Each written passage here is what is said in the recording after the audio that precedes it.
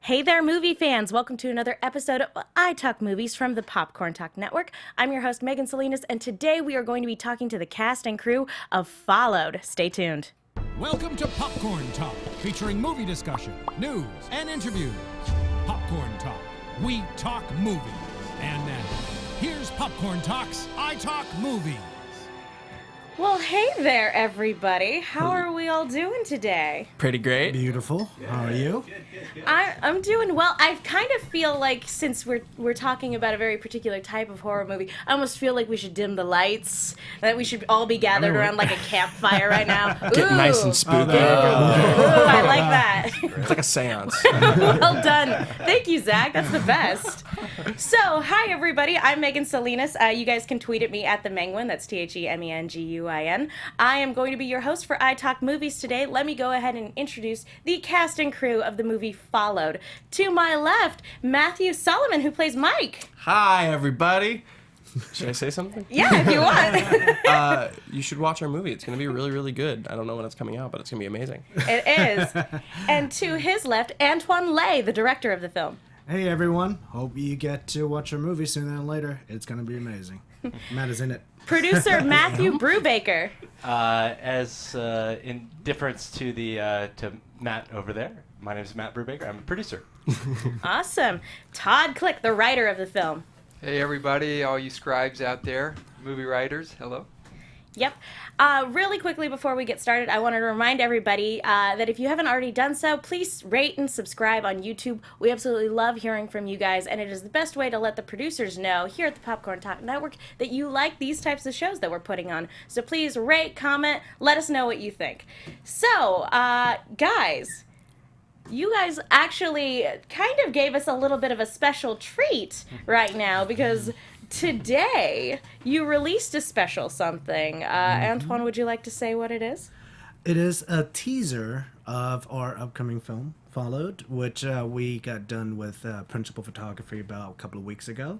We're really proud of our movie, and I think it is a collective effort, and hope you enjoyed the teaser as well. So, yeah.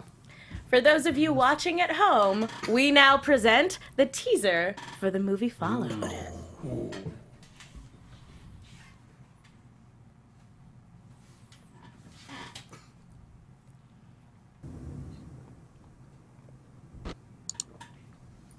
Please, someone, anyone, if you know anything about her disappearance, please.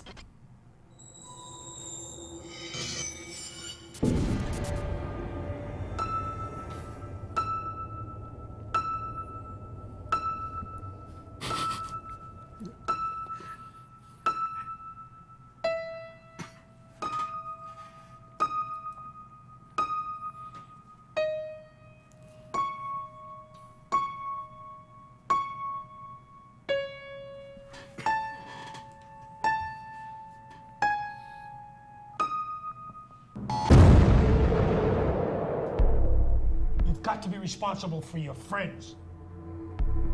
It's just a hotel made of brick and mortar like any other.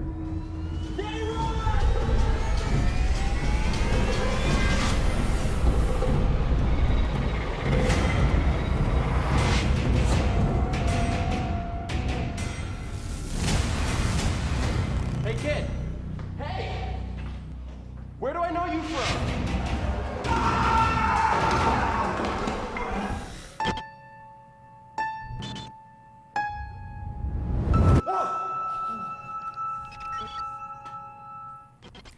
Are you followed? So yeah, let's talk about this movie a little bit because ghost stories in Los Angeles, I feel like they're different from ghost stories all over the rest of the world. We've got old Hollywood, and there are some clear Los Angeles ghost story influences that kind of go into this film. So do you guys want to talk about those influences really quick? Sure. Well, I'll start by saying that Todd is a huge fan of the historical kind of stuff that goes on in Los Angeles, and one of the reasons why we actually decided to collaborate in this with Antoine was his love for this kind of stuff. So if you want to kind of get started with how we got. Well, I love just anything legends in LA is fascinating to me, and the Hotel Cecil downtown is legendary for just all the bad things that have gone on there. It's on 6th Street, and it's an old hotel built in the 1920s, and there have just been many suicides there over the decades, and 2 serial killers have lived there at some point in their lives. The most famous Night Stalker, Richard Ramirez, lived there while he was murdering a lot of people.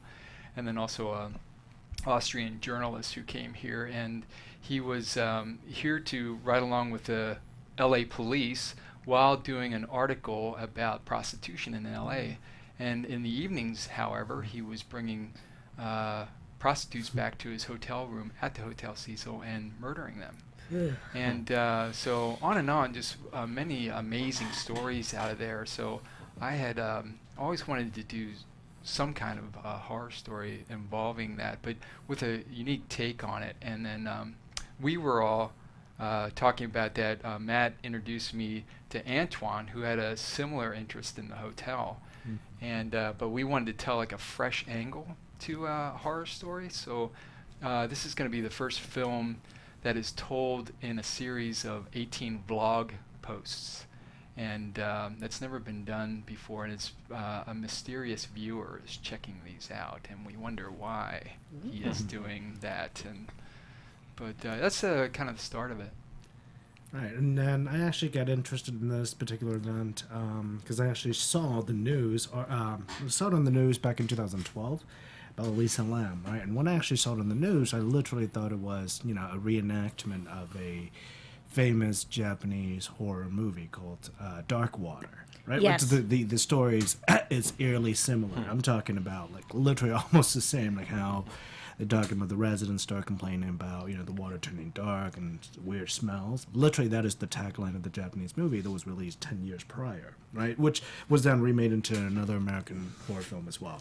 So anyway, when I saw the news, I was like, whoa, this is weird, this is strange. But anyway, it was the news, and I'm like, okay. So there's a lot of mystery behind that event in particular because no one knows how that person got up there. Absolutely. The security footage is really eerie because it looks like she's talking to an unseen person. It's very unsettling stuff. It sounds like something right out of a horror movie, but it happened in real life. Absolutely. So that was back in 2012, and every year after that during Halloween, the news would always revisit those famous footage or whatnot, and so I think it wasn't just I think it was last year Halloween, during this time it came back on again, and I started reading more into it, and I started reading, just doing research and all that. I started talking to my producer Matt. It's like, hey Matt, this is a fantastic idea. No one's done it before, so let's try to do it. So then he hooked me up with Todd, and we just when we all started collaborating as a team and just figure out as far as what angle we should use it for. And I think, one of the things that we set out to do is that we wanted to make this feel, real instead of here's another found footage horror film. So yes, the angle of the vlog I think it's wonderful, but then also, it's talking about our generation nowadays. Everything is all digital media and so on and so forth. And, everyone just wants more likes. Let's see how many people they could actually get to follow them and things like that. So we thought it would be great. And of course, takes place in downtown LA, and obviously there's old Hollywood, new Hollywood, there's the Skid Row area, and there's also the glamorous areas as well, which I thought would make a great backdrop. And last but not least is that when we set out to make this movie, we wanted to make this movie as a horror film, but on the same token we wanted to make it quote unquote realistic somewhat, right? And if you were to look at real ghosts or whatnot, look at all those ghost hunter shows, you've never seen any ghosts. No. It's more like the feeling, right? It's the feeling that someone... A lot of running. Absolutely, right? So absolutely. So it's not like in other movies where you actually see an actual ghost, because I do believe that ghosts may not be captured on the camera. So anyway, that's the feeling that we try to replicate in the movie. We want to make it very suspenseful and everything else as well, but also to present the dangers of downtown LA with different types of people. There's thugs, there's gangs, and there's, possible serial killers, whatever, right? So I think what's awesome about the story that we're telling here is that it kind of harkens back to an older style of horror film. It's simultaneously very modern in the sense that it's kind of social media driven, but it also harkens back to sort of an older type of horror film, which is more about the psychological suspense and the thrill and the fear of the unknown in a sense, as opposed to like lots of flashy, crazy things going on. And like parts of the movie are very kind of intense and crazy camera movement, but there are other parts where it's very mellow. And like one of my favorite movies of all time is Rosemary's Baby, because that's such a psychological journey that we're following Mia Farrow on. And what I liked about the script was that it's similar in the sense that like you don't necessarily see what everybody's afraid of, but you know they're afraid of something and they have a reason to be afraid of it. And then we do go into our action sequences, which are super fun and were really fun for me to be a part of. But it's nice. We strike a balance between, I think, sort of what made horror movies great in the first place and what they're becoming now with sort of this new technology that we all have available to us. So you guys came together out of a fascination for the Cecil Hotel. Matthew, how did you get involved in this project? So I had just graduated college a few months before. I had no representation at the time, and so I was self-submitting on a lot of projects. I self-submitted for this, and I just walked in. I got like the sort of breakdown of what I was going to be doing in the room, which included not having a script, actually. They just kind of gave me a description of Mike and sort of the whole plot in a very short paragraph. And I walk into the room and they go, we kind of just want you to do what you would do in this situation as the character. And I love improv, but I love dramatic improv. I think a lot of people don't realize that sometimes improvising a serious conversation is just as amazing as sort of like a comedy show. Yeah, it's not all bits. There's yeah, exactly. long-form narrative forms of improv as well. Yeah, and it's really powerful when it's done well, I think. So I was so excited to get this opportunity to try this. And, you know, I did my first audition. I had a blast doing it. I left, of course, and, you know, you either never hear from them again or you get a call back. And I got the call back, and I was like, oh, that's awesome. And then they were also like, we're auditioning, I believe it was the role of Christopher. Yeah, they were auditioning the role of Christopher for the first round. So anybody who they called back from Mike, they were having read with a few different Chris's, which was really cool. I was like, oh, I have like a little bit more sort of a part in this than I normally would. And then I remember being in the room, and you guys started asking me. Keep in mind that when I was cast, the movie was these three guys, and I think like three other people that you guys had kind of typed. Greg was on the project, and I don't know if anybody else really was. And I remember them asking me my opinion about sort of just the different people that were coming in, and like how I felt interacting with them and stuff. And I was like, oh, I'm going to get cast in this, aren't I? And I knew they had other people coming, but I just kind of felt like, it's interesting. Some people are like, oh, God, I thought that I did a terrible job, but I got cast. For me, I was like, I think that this is right. I think it all fits together. And, you know, I emailed Matt, thank you, and he said, of course, thanks for coming in. You probably won't hear from us for a few weeks. A few weeks later, I get an email, and I was like, oh, I'm in a movie. Okay. So, yeah, that's kind of... And then, you know, that was last October. So I've been a part of this project for a year, which not a lot of actors get to be a part of something for that long. So it's been really special. It's been really amazing for me to see it grow and develop and actually finally get on set and be like, this is even more professional and well done than I expected it to be in the first place. So, yeah, it's been quite the journey, for sure. Yeah. So yeah, talking to you guys, like, how do you guys feel about the journey from initial concept and fascination to now being done with principal photography? Well, as a kind of a jumping off point from what Matt was saying, I think that our movie is kind of unique, or at least the the journey, the very early stages of it was very unique, because we cast Matthew and we hadn't written the script yet. At that point, Todd had created an outline, which was which we had all kind of collaborated on as far as like coming up with the beats, and then he of course fleshed out the beats and came up with something that we thought we could make a movie about, and was at the very least worth going out and trying to find some of these actors, and from which he could use as a springboard to write the characters and to kind of get the characters down. So Todd, if you want to describe that process, how that was maybe different for you than Oh yeah, there was like a total flip of what I've been used to. Like usually you write the script and then you cast and all that, but this was fun in that I just had the bare bones bio and that we had all talked about, and I knew it was a reverent vlogger, early 20s kind of thing, and a little bit of background.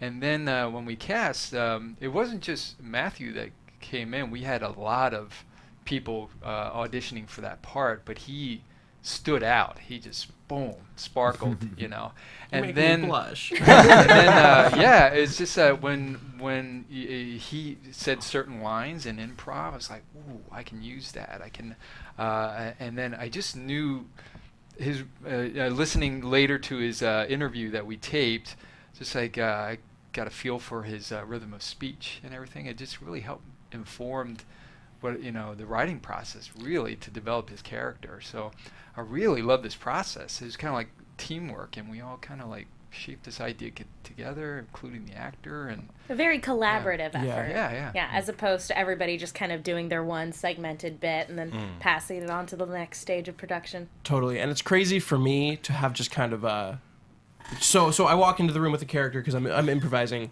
and to see sort of my own interpretation, kind of to see Todd roll with that was really very special for me. I don't think I'm really ever going to get to experience that again in my life unless I write for myself or somebody close to me writes for me. So I think that's why it was so easy for me to memorize the crazy amount of dialogue that they gave me, because it was unbelievable. There were days where I didn't know that we were shooting a scene because I just read the call sheet wrong because I'm super professional. And then it was actually the first day of shooting. I realized that there was an entire page-long vlog that we were shooting at the end of the day, and I just hadn't seen that scene on the breakdown. And I oh God, I wanted to. I could have. I'm not going to curse, but it warranted cursing. And I was like, you know what? I'm just going to sit down. I'm going to work on it. We are doing a company move. I've got an hour, 2 hours to kind of focus on this. And because Todd really kept sort of this version of Mike that kind of came out of me in mind for the script, it was really natural. And then I didn't, we ended up having 3 takes that were a little bit rough, and the next 2 were completely usable and fluid and fun. And it's just a testament to the fact that I'm so lucky that somebody was like, hey, I see this facet of your personality that's great for this role. Let's expand upon that. So that was really special for me. Yeah. Let's talk about Mike a little bit, because you described him as an irreverent vlogger, which, you can point to the internet and pick out, a dozen of those. What sets Mike apart is that he's an irreverent vlogger that goes to specific actual sites of tragedy. Yes. And irreverently vlogs. Exactly. Yeah. So we have a few different little segments that we shot before the actual principal photography of the movie. We went to this Pasadena Suicide Bridge. We went to the Hillside Strangler. And they gave me like 2 pages of material, and we were just like, let's just roll with it and kind of improvise in the moment. And like Nelson, our amazing DP, came with us, and it was a blast shooting those. Yeah, so we went to the actual locations where horrific things have happened, and where this character, he will tell you, he'll inform you about the horrific details, which we try to bring in details that you might not have heard before. So you're fascinated with this character bringing it, but at the same time, he makes you cringe because it's like, oh, he's being too flippant about this. He should be a little more reverent. You know what I mean? Yeah. But he's still not altogether unlikable either. Right. Very charming. He's very knowledgeable and passionate about what he's talking about. It's just he clearly doesn't give it the level of gravitas or sobriety that it needs to be approached with. Yeah. Right, and we when we conceived this character, we wanted him to be this lovable jerk. It's like, oh my God, he's just so It's not too far from real life. Right? He's just, he's. I can't believe you just said that, but it's so funny. It's like, God, I love this guy. And of course, we would show it to people, and they all feel the same way, which is like, wow, this dude is, he's such a jerk, but I cannot stop watching him. Right? Yeah, and that's the thing, is we want to build him to be a very likable character with real emotions and everything else. When you see him, although he's acting all flippant and everything else, but you only want the best for 'em. You know, it's kind of that lovable jerk. So, I get what's coming to me in the movie. Don't worry. I get what's coming to me for sure. maybe. Maybe, or do I? Well, it's a horror movie trope that you get these set of stock characters, and you're just, you know, if you're watching like 80s horror movies, you're just waiting for the inevitable. You're like, yeah, let's fast forward through all the teenage exposition and just get to the good stuff. Yeah. But I feel like with a lot of modern horror movies, they want to give a lot more depth to these characters. They don't want to make them two-dimensional people because they want you to care when bad things start to happen with these characters. Is that how you guys approached these set of characters that go through this terrible thing? Absolutely. So, you know, when people ask me, hey, so what did you just make? I would usually just tell them it's a psychological thriller / character study that's shot in the found footage style. I don't even mention the word horror on that, just because I know, though, you know, it's gonna be scary, right? But the reason why I wanted to set up that way is because, to me, I think that audience would care more about the characters and will feel scared if they care and love these characters. It's kind of like, you know, if you watch 80s Flash reflection one, that was fun. Or if you watch, They're a hoot, yes. right, and even modern days, horror films as well. You know, you see a lot of people dying and all of that, but you just, you know, it's more like jump scares, which I'm not interested in doing. Yeah. Right? Like, you've got to be really into it. It's kind of like, you know, I think one of the, a couple movies we looked into is, you know, The Ring. So, yeah, so obviously The Ring was absolutely terrifying. But if you really, you know, looked into that movie itself, there aren't many deaths in the movie, right? It's literally just, I think it's like 2 or 3 deaths. And they're not grisly or anything like that, but just the way Gore Verbinski, the director, built it, it's more like you care about this family, you care about their journey. And that is the approach that we went with this one, which is, you know, we wanted to be a character study. Everybody has, you know, 3-dimensional, 4-dimensionals, whatnot, you know. And you really grow to deeply care about the actual Mike, the vlogger, and Mike, you know, the person behind this vlogger personality.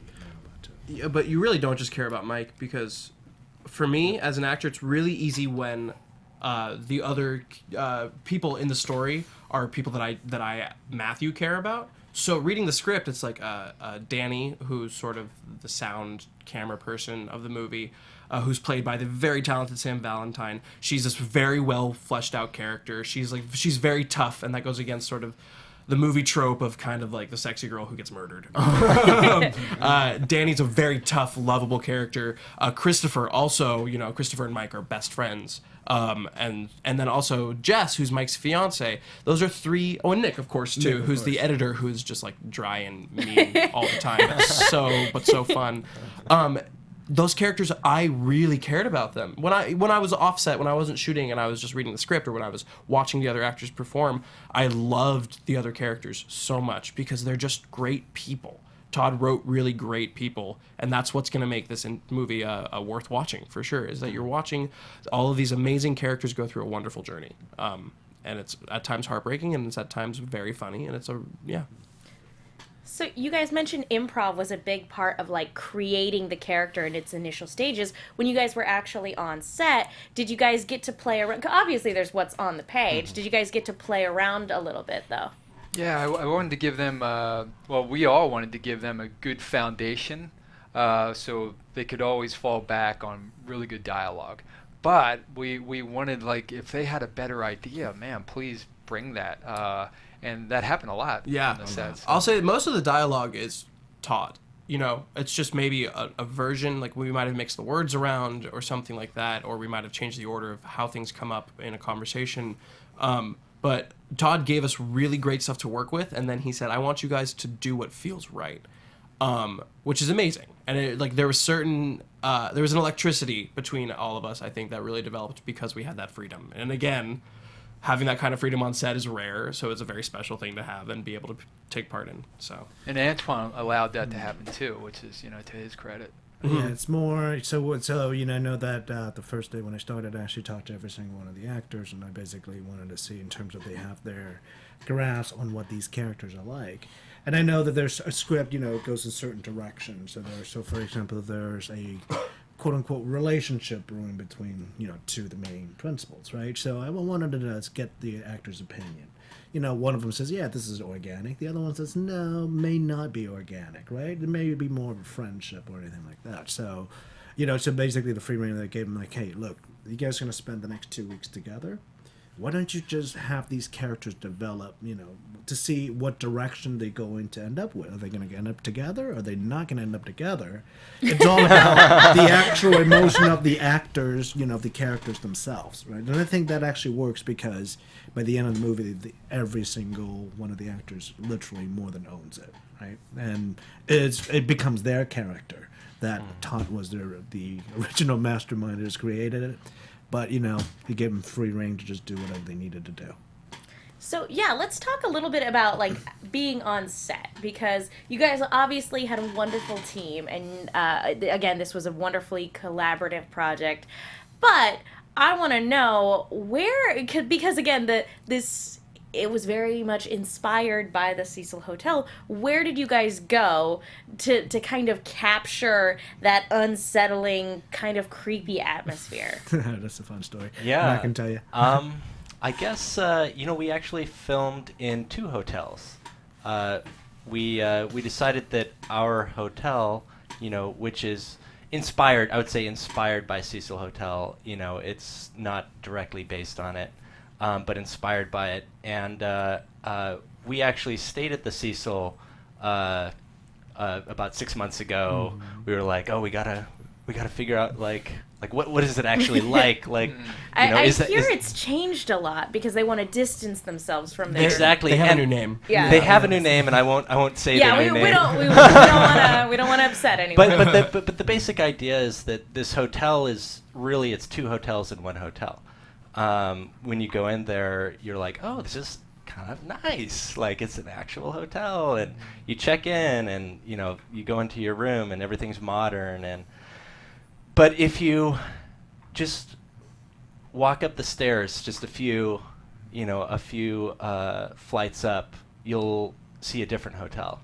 And that hotel is it's not the quote-unquote hotel, it's the apartment because, it's the apartment sections of the hotel, which they rent out to people who need places to live in downtown at very low prices, and so in order to kind of capture that, we filmed in 2 hotels. The first was the Hotel Normandy, which is this really nice hotel, and it was so nice. It's so nice.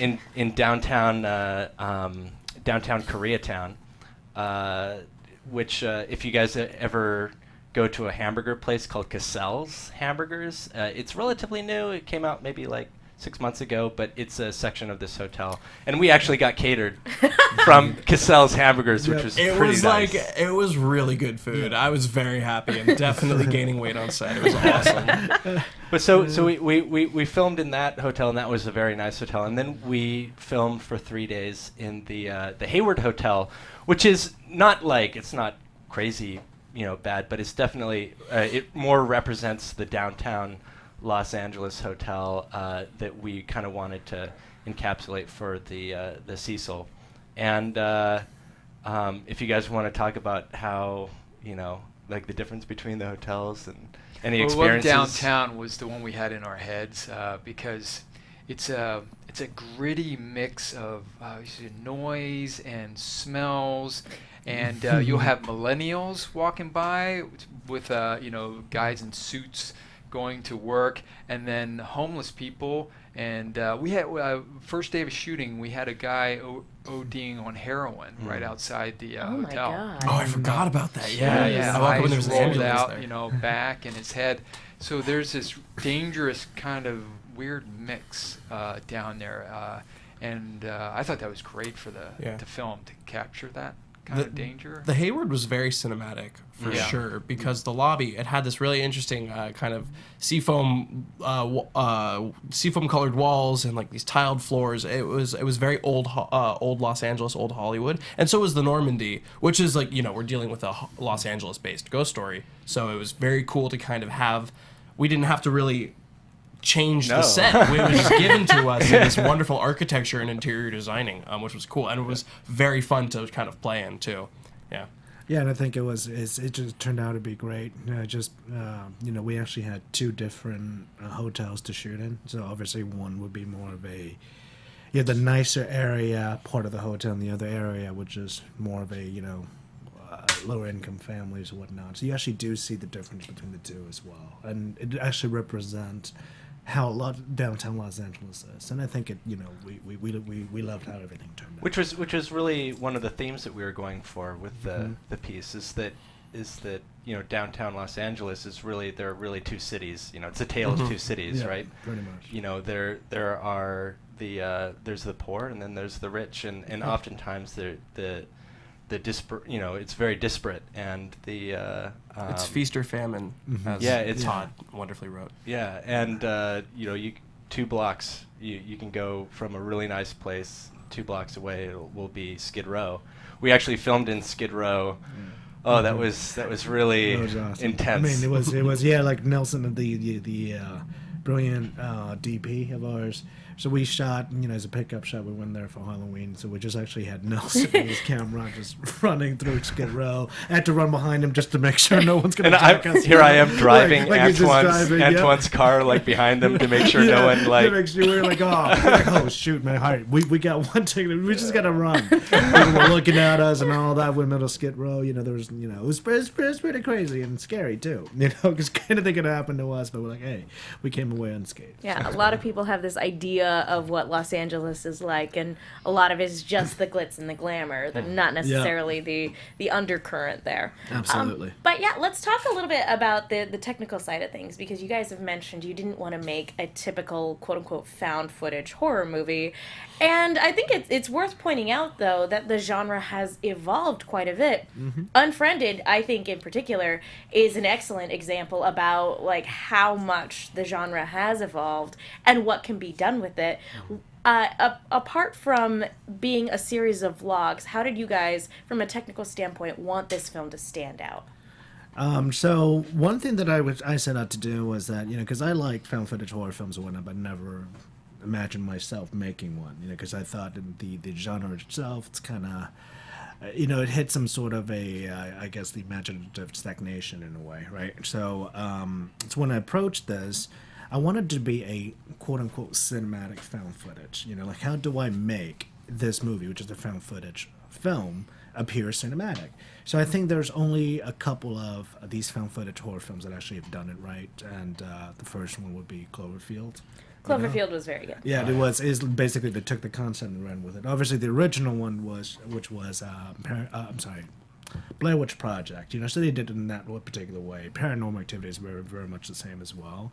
However, movies like Cloverfield and Chronicle, they've actually brought the whole cinematic. Chronicles. Chronicle is actually amazing, and I think one of the ways it's not that just horror, it's sci-fi. right, it's sci-fi and everything else too, and the way that they actually did it right was because in Chronicle these guys have superpowers. So one thing that they can quote unquote cheat is that they can have the camera flying all over the place, or therefore capture different angles. So I got to figure out how in our movie they can make it happen. So that's why Todd created a whole vlog, which is, hey, these guys, they are, professionals in their craft, and they do have an on-set editor who can actually be on there and basically edit it, in real time, so we can actually use that as a cinematic element. And also, one of the things about found footage that I've always had problems with is hey, if you're running for your life, why the hell do you have your camera with you? Right? It's you drop it and drop it and leave. You throw it at the ghost. Right. What was cool about that was there were moments in the movie where we were like, okay, so we're figuring out how to shoot this one conversation or this one moment, and Antoine's like, okay, this person's gonna have a camera, and then this person's gonna have a camera, and then he'd be like, no, why would you have a camera right now? You're running for your life. That doesn't make any sense. So he was very much acknowledging sort of the reality of the situation, but everybody in the movie is a filmmaker. We've got Chris, played by Tim Dreyer. I'm going to plug everybody right now. Chris, played by Tim Dreyer, who's the DP of the vlog. Then you've got Danny, who I already mentioned, is Sam Valentine, who does sound and backup camera. Then you've got Nick, who was played by the wonderful Kayla Nutting, and she's the on-set editor. So you've got these people who are, and I handled cameras as well in the film. So you've got three solid people who are going to know how to use a camera, and it's established in the movie. So that way we can provide really beautiful cinematography, which there is a lot of really interesting cinematography in it. But like, we also had the whole we ran the whole gamut. We had everything from like a computer camera to a phone camera to like a full shoulder mount. Like we really just it was so cool to get to play with all these different toys. So. Right, and I know that when I created the storyboard or whatnot, I was like, okay, so if the dialogue is too long, because typically in the found footage format it's all just POV, right? So I wanted to see, how do I have a wide angle? That's got to be region wide. This person would drop the camera here, just to capture that, and so and a lot of this is actually being helped by the team, the cast, the wonderful DP that we had as well, because everybody just pitches like, okay, well, in this particular scenario, let's just say I wanted this particular angle right here, so I would talk to the cast like, okay, guys. One of you guys need to put the camera here so that I can capture this way. How do I do this, right? And that's when the actors would actually come up with reasons on why they should put the cameras there. So I think from that sense is that we were some more successful in creating this cinematic found footage that would be completely different. If you see the trailer, or the teaser, I know so far a lot of feedback has been around like the whole idea of, hey, this is a found footage because it looks really cinematic, right? And yes, it is found footage. I was surprised watching the initial vlog videos because at one point there's a drone shot of the bridge. I was like, man, this vlogger has like a lot of production quality. We got a drone, don't you worry about it. So that was cool too. Yeah, I think as far as the technology is concerned, we're kind of coming at it from at an interesting time, because the technology available to vloggers in general at this point in time, as opposed to like 2 years ago or 5 years ago especially, they have access to things like a drone, which you can buy for $1,300. You can buy a top quality drone for $1,300 that'll give you nice 4K video. That just was not available like 5 years ago to vloggers. So I think you're going to start seeing, this new kind of cinematic vlog. Actually, it's going to, it's going to really kind of explode in general, more than it's been in the past. So. Oh yeah. On a side note, in fact, after we wrapped the movie, about a week after, I think it was Nelson that actually tagged me in a post that this is a real live vlogger who, when we read him, like, okay, whoa, this is crazy, because he's very much like Drop the Mic, but he's just by himself. That's exactly what he does. He goes around the country. He goes to these abandoned, This was a news story. Yeah, this is the actual real life story, right? Yeah. So this guy, he actually went to various places. Didn't he get trapped somewhere? He got trapped in one of the places as well. Yep. No. So he's I was like, we were reading. I was like, oh my god, this is the real Drop the Mic, and he's actually, he actually has subscribers, and it's weirdly coincidental, right? I was gonna say he's okay, right? Yeah. I mean, he's okay. He didn't disappear. No. The moral of the story that when he tells us, like, more of the story is never do this alone. Always have another crew member with you. And we're like, hey. We got that covered. We got 4. No, I've seen enough horror movies to know that's a terrible idea. No, never do that. It was also cool because our DP Nelson was basically one of the actors. Like he did more. Not only was he one of the actors, he played 4 different people. Yeah, he played 4 different people. He did more work than I think anybody on that set. He was sprinting. I mean, there's one scene where like we're running, and I ran for maybe 3 minutes because it was mostly my point of view. So Nelson was just sprinting around for I think like half an hour to an hour. I was just so impressed with his ability, and our sound guy too was doing it with him, just like running along. And I guess so nobody gets confused. So when we actually shot the feature, we didn't actually have Matthew holding the camera. At times we did though. At times we did. I got to like use the lens and stuff. True. It was cool. But the basic MO was that we made it look like Matthew was holding the camera, and in actuality Nelson was the person holding the camera, making sure that focus and all that stuff, just in case that was that could be confusing. But yeah, Nelson was He's quite champion. a A champion. Yeah, and he's you know, like, you could never tell, like, this guy's, you know, because obviously when we have different angles, different multiple POVs, he has to be every single one of them. So, you know, obviously Matthew had to run, you know, 3 or 4 takes. Nelson had to do it like 3 or 4 times. I mean, like, sorry, like 12 He's takes, because he had to do it from different zooming angles. all around the set. Absolutely. I don't know how he's just like running around and just like the I guys. wish I had my phone Superman. with me more on set, because there was one point where they're like, okay, you can take a break. So I just walk around the corner, and then like I hear Antoine yell action, and I see Sam running ahead, and then suddenly I just see Nelson with a camera like this, and then like Sam, our sound guy, is like bouncing along. Oh, it's so funny to look at. It was great. And then of course Antoine and Matt are running after them too with the monitor. It was that's what's great about shooting a horror movie, is that, like, of course everything on camera is suspenseful and intense and dark and gritty, but then everything behind the scenes, you're just like, this looks hilarious. This is so fun and so funny. Yeah, it was a blast. Well, that actually ties into my next question. I wanted to know, one, what was your favorite moment behind the scenes? And also, what was the most challenging part of the production? Well, I'll go first, or do you want to go I first? have to think first. Mull it over for a moment. I got one. I remember this sitting on the steps at this one hotel we were filming at, and it was the characters of Christopher and Danny. They're having an intimate moment in the hallway. They're sitting there, and there's a tense reason why they're sitting there. But it was an intimate moment, and I remember saying to the person next to me, it's like, man, I remember just writing this in bed. And it was like happening for real, like right there. And then when we shot in this very, very creepy basement, wait till you see it. Oh my God, the stuff that goes on there. But just this parade of characters out of my imagination, Matt's imagination, Antoine's. Just see them walk by in all, you know, forms of costumes and weird makeup and some blood there and all that kind of stuff. And it was magical to just see it come to life, you know. As far as magical moments for me, I guess one thing that pops into mind was, so we shot the entire movie, and our last 3 days were at the Hayward Hotel, which is the downtown hotel.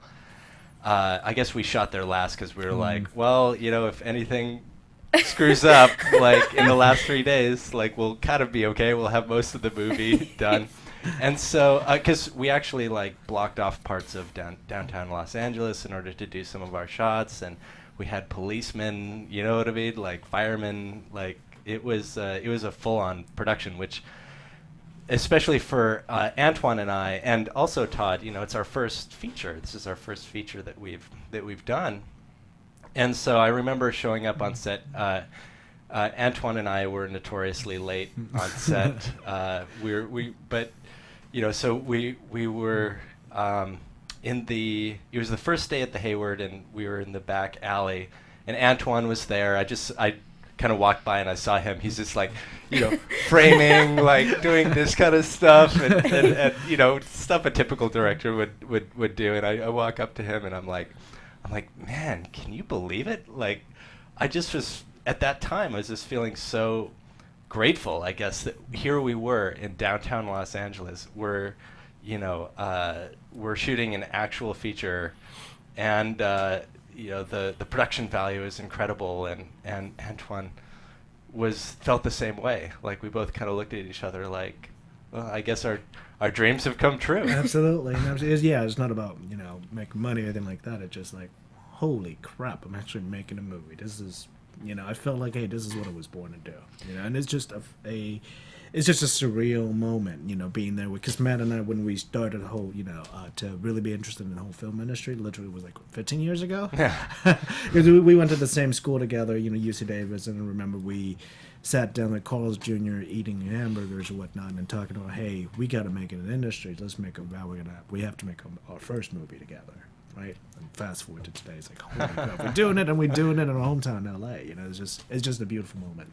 But yeah, like, in, you know, as far as favorite moments are concerned, it's obviously my first feature-length film, so as I would say, every single one is my favorite. I can't really pick, right? But I would say one scene that will stand out is this is a very tough scene that to do with the character of Nick, which is is played by the wonderful Caitlin Nutting, right? So there was a really tense scene. I'm not going to tell you what it is, right? But it's without giving anything away. Yeah. So we had you had people observing it and all that. It was it the one that I did with her? Yep. That one it was really and she is she's method as well. So the true whole artist. day, true artist, all that too. So she completely broke down and all of that too. So I had to get the shots right and all that. So everybody was tense and and then I remember Matthew just walked out of the room and said, "Andrew, you gotta yell cut sooner because she's about to break down," right? And I was like, yeah, got it, right? It's so stressful. Yeah. And it was just like the palpable, I guess, and like tension, and it's just like in my mind I was like, I'm getting such beautiful shots. I love this. It's like I'm like this sadistic guy in the back, and then when Monter's like, "Oh my god, I'm breaking him. I'm so happy I'm breaking him. Let's do it again. Like, it was just so beautiful, and just, it was such a tense moment. We actually got fantastic footage out of it, and I think that was just, I feel really accomplished. At that time, it's just beautiful. I know that scene is going to be amazing. Shooting it was just like the most emotionally taxing thing ever because her performance was really, really well done, and she was really into it. And I'm coming from like another scene when I've been like doing a bunch of stuff, and I'm just like, okay, I've just got to be here for her, which I think honestly just made it easier for me as an actor. But yeah, it was crazy. I'm so excited to see that moment because it's going to be one of the better ones I think in the entire project. Yeah, it's really good. Yeah. I'm sorry I yelled at you. I loved it. It's like I honestly loved it. It's like I was really just thinking that, my God, these are the characters. They just come alive, and just there's no prouder moment for me. Just loved it. Absolutely. Well, I imagine the creation of the other characters was very similar to the way Mike was created, in that you have all these people and you take facets of their personality and integrate that into the script and make that part of them. Well, Caitlin, I think she brought this when she auditioned for the editor part. She brought No. She auditioned for Danny. Yeah, she did. Yeah, oh, that's right. Yeah. That's right. You got to tell him about that. Oh, yeah. Yeah. This is how crazy it is. Just how crazy good it is. Wait. Catch me out. So she. Okay. So. That's right. She said Danny first. So we auditioned for 3 people. We auditioned for the mic part, the drop the mic part. We auditioned for Danny. And we auditioned for the Christopher character. We didn't initially have an editor. Our idea wasn't that he would have an on-set editor. But Caitlin came in, and we were like, well, she's not quite Danny. Like, she's not quite that character. But we really want her in our movie. And so we sat down. That's right. You had the idea of let's have the editor.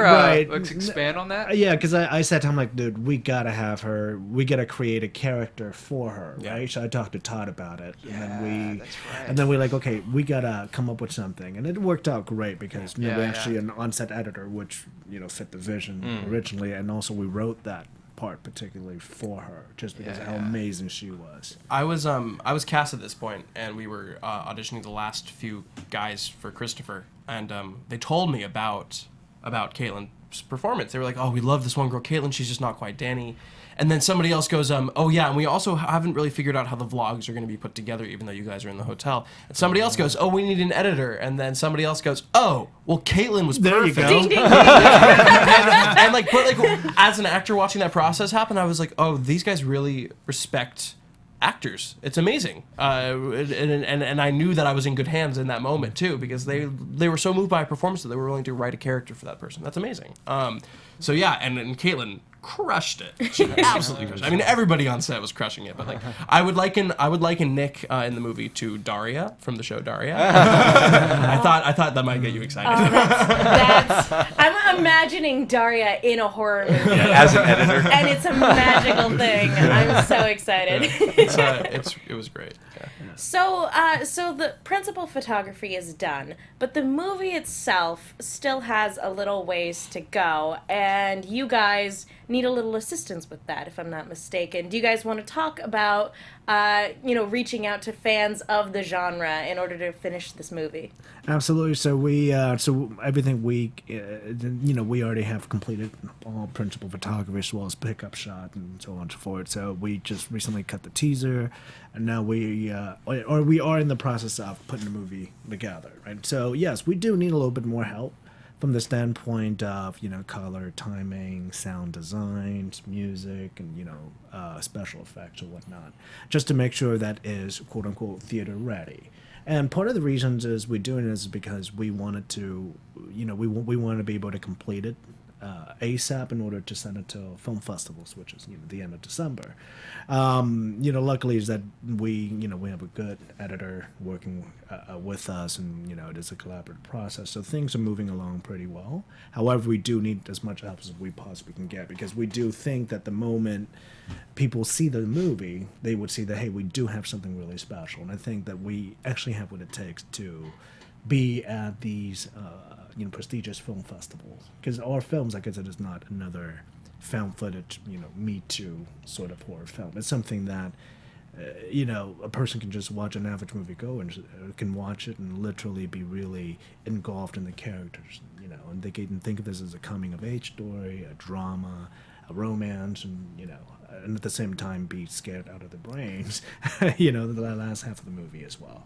And from the critical standpoint, from the critic standpoint, is I do think the moment they see it, they know that, okay, these guys they didn't set out to make another cash in sort of horror flick. It's something that it shows how brilliant all of our actors are, starting from Mike all the way up to every single person in the movie. You see every single character is a full-fledged character, and the acting is, oh my God. I remember like when I was just watching all of these footage and all that, Matt and I would keep looking at each other. It's like, man, we are so blessed to have been able to actually work with these, these new talents, and these talents, I'm telling you, they are, every single one of them will be stars. They are that darn good. It's not because they're in the movie, but it's like, if anything, I get to direct, them, like I'm in their movie and stuff, so it's such a blessing, to see it.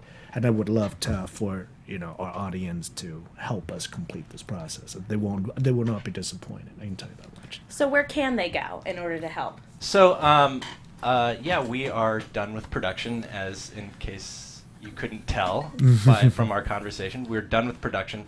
However, that doesn't mean that we're done with post-production. Post-production involves editing. It involves sound. It involves color timing. There's a whole list of stuff. And we do have, this is a privately funded movie. We raised all of our financing from friends and family, and we decided that, let's do the same thing except for people who can't put in $5,000, who can't put in $25,000. You know what I mean? Like, let's do a campaign where if somebody wants to put in $100, they can do that, and they can get some cool merchandise. You know what I mean? Some cool followed merchandise. So we we basically set up an Indiegogo campaign, which just released literally like an hour ago. I already donated $5. So yeah, Matthew is literally our first donor. What prize do you get for that? I get a social media shout out, which I'm super stoked about. Everybody look for that, because you're not going to see me anywhere else. And so what that money will go to is mostly to hiring a sound design artist and a color artist. So we have the funding to kind of edit the movie, but sound, obviously, in a horror movie, sound is huge. It's huge. Yeah, I don't remember who said it, but somebody once said, if you want a scary movie to not be scary, cover your ears, not your eyes. Yeah, no, that's a good point. That's very The sound alone can scare you. So we're looking for those two things. Where can you find this Indiegogo campaign? Go to our website, which was at the end of the teaser, areyouffollowed.com. Are you followed? And I'm gonna say it that way. Is there a font type where that you specifically It's have to bleeding.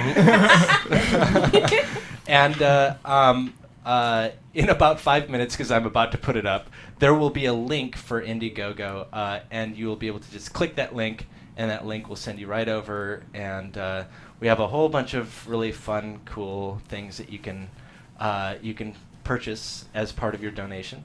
And I guess it would really help us out. Really help us out.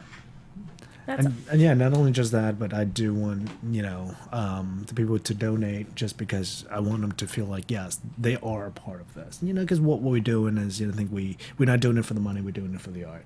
And due to the fact that, again, the spirit of the movie is following, and being followed, and the social media aspect of it, I think this is a way that our viewers or friend and family or whatnot can just look and say, hey, I want a part of this. I want to be able to, help this come alive. And I hope people would actually think of it that way. Yeah. You could probably just Google Indiegogo followed horror movie. I have it on my phone right now. There's also a cast interview, which we all did. The actors mentioned, and then also Kelsey Griswold, who plays Jess as well. So yeah, those interviews were fun to do. So please go check them out. And just to go on that, so the Indiegogo campaign, also on that website, we also have the teaser. So if you want to watch the teaser, you'll be able to watch it there. It also has an interview with Ronnie Law, our editor, and he kind of goes into why we need the money. And it also has the cast interviews, as Matthew just said, and a cute dog in them too. Aww. And it's got a cute dog. Yeah, so if you like dogs, One thing that sells on the internet, it's dogs and cats. Oh, there you go, boom. Yeah, seriously though. So before we wrap, I want to ask one more question regarding the film, and then one more question for each of you after that. But the main thing I want to ask is, what do you want people to take away from this film? I think everybody wants to talk on this one, but Yeah, I mean, I wanted to personally, I have a personal message in there of not to be irreverent about such horrific things. And I love artistically, though, that we had to toe that edge to get that message even more out there. So that's the key thing for me. I guess for me it's the same thing, but to kind of expand on that, I guess it would also be how our modern day kind of social media and the way that we network with friends and how we network with the internet community, which is the entire world, how sometimes we forget about respect and we forget about those things. And I think that we should always take a step back and think about what we're saying, because the stuff that we do is being viewed by so many people. And it's immortalized forever on the internet. Absolutely. So just to dovetail on exactly what they're saying, from that, from the story standpoint, is I want them to see at the very end, after see the ending, I want the audience to actually question themselves, like, are you entertained? The same way that Russell Crowe did in that movie. Am I Gladiator. part of the problem? And it's like remember that scene in Gladiator when he just, after he kills a bunch of people and whatnot. Are you not entertained? Yep. Are you not entertained? Like, I want that moment. I want the audience to question themselves, are you not entertained after what you just seen, right?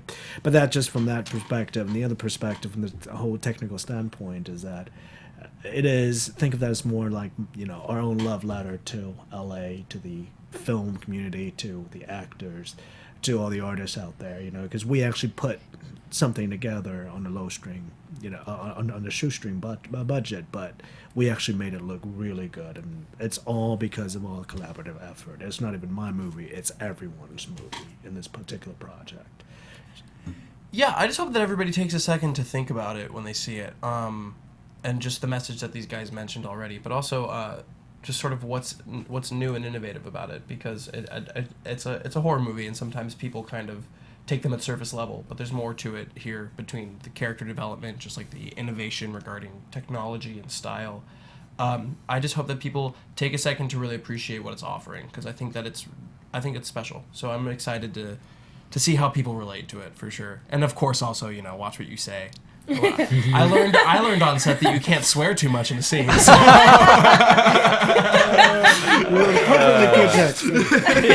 Matthew, I think you've said, 20 F words in just one paragraph? Okay. That was fun. Be careful what you put out there on the internet. Exactly. All right. Well, again, cannot say thank you guys enough for taking the time to come in and talk about this movie. Do you guys have any other upcoming projects that you can talk about that you would like audiences to know about? I know sometimes things are in development or NDAs that it makes it kind of difficult, but if there's anything you want to plug right now, please let us know. I mean, I think everybody's pretty swamped with this. Yeah, I can imagine. We just wrapped production like 3 weeks ago. Yeah. It just happened. So we'll be working on this at least for the next 6 months to perhaps even a year. Right. I mean, we do have other things cooking, but Sure. our priority is to make sure that we try to get this thing done. Hopefully by the end of December, in order for us to actually submit it to film festivals, because I really do want to make this year's film festival, or 2017 to the film festival. So Yeah. All right.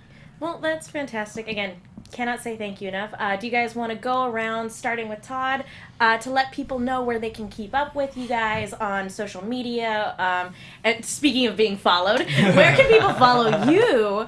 And to keep up with project and status on the film itself. Yeah, on Twitter I'm at Todd, Todd Click, Klick, and on Facebook Todd.click. I mean, my social media is not that interesting, but I will plug the areyofollowed.com. Areyofollowed.com is our followed website, and on there, if you go to the very bottom, you'll see a little Facebook sign, a little Twitter sign, and a little Instagram sign. And if you click on any of those, you can go to any of our respective followed social media pages. Yeah, I think the handle for Twitter is @followed_movie. That would make sense. Yeah. So I'm not really that active in the whole social media aspect. I can understand after working on this film how people would have some reservations about that. Right, but you can look me up on Facebook, which is I think my handle is Lionheart321. Or you can just Lionheart 321. It is a video game plug. If you guys are gamers out there, that actually comes with the whole Final Fantasy video game series, right? But Lionheart 321, it is also my handle on Instagram as well. You can just look me up by Antoine, Antone, Le, which is the last name. You can find me there. Not much interesting, but we do.